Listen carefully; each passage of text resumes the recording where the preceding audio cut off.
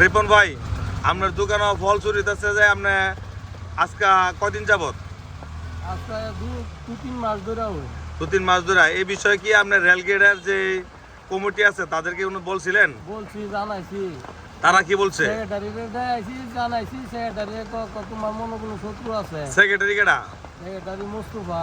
মোস্তফা কোনটা? ওই যে উপজেলার সামনে যে শ্রমিক দলের সেক্রেটারি, হ্যাঁ, উনি বাজার কমিটির সেক্রেটারি না? বাজার তা এই যে আপনার যে ফল কি কি নিতে পারে এখান থেকে? আপেল, মালটা, আম।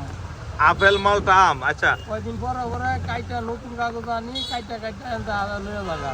আচ্ছা, তাহলে আপনি এই বিষয়ে সভাপতির কোনো বলছেন নি?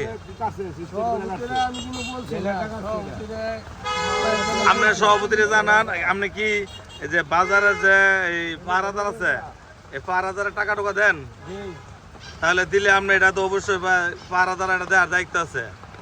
তাহলে আপনি এই বিষয় নিয়ে আপনি সভাপতি রাখেন, ডাকি আপনি বলুন। বলছি পাহারাদারে আমরা সকালে আদানের পরে জায়গা এটা যদি সকালে করে দেয়, সকালে করে থাকে, তাহলে সকালে তো দিন তো করে আজানে পরে তারা মোটামুটি যে বড় ধরনের যে ব্লেডটা কাটছিল না, কাটটা এটার পরে একটা কাগজ আছে, কাপড় আছে, এই কাপড়টা পর্যন্ত কাটছে।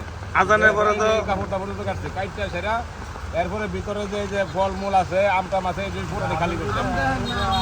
আচ্ছা, এটা হইলো শ্রীরামপুর রেলগেট একদম মূল অংশ, 4 রাস্তার মোড়। এখানে যদি চুরি হয় তাহলে আমার মনে হয় এই আনাছে কোন আছে চিপা চাপা যে দোকানগুলি আছে তাদের কি অবস্থা হতে পারে। আপনি এই বিষয় নিয়ে আরে বাবা রে বাবা, আর হ্যাঁ, গর্দান না হলে এই যে আপেল এখন এটা খুললে বুঝা যাবে মানে মালামাল জ্বলে। আপনি এই বিষয়টা নিয়ে আপনি থানায় একটা অভিযোগ করতে পারেন। কারণ হলো আপনার এখানে বৈধতা আছে, আপনি এখানে দারোয়ানকে টাকা দিতেছেন, পাহারাদারকে টাকা দিলে আপনার এখানে মাল চুরি হবে কেন? শুধু কি আপনার দোকানে চুরি হয় না, আর আশপাশ কোনো দোকান চুরি হতেছে? আর কোনো চুরিও না, খালি এরকম কোনো অভিযোগ আসে নাই? ঠিক আছে, এটা আমরা এই বাজার কমিটি কর্তৃপক্ষ যারা আছেন, সভাপতি, সেক্রেটারি এবং তাদের সহযোগিতা যারা আছেন, আমরা বিনীত অনুরোধ করব যেন এই চোরকে শনাক্ত করা হয় এবং চোরকে যথাযথ আইনের আওতায় নেওয়া হয়। আসসালামু আলাইকুম।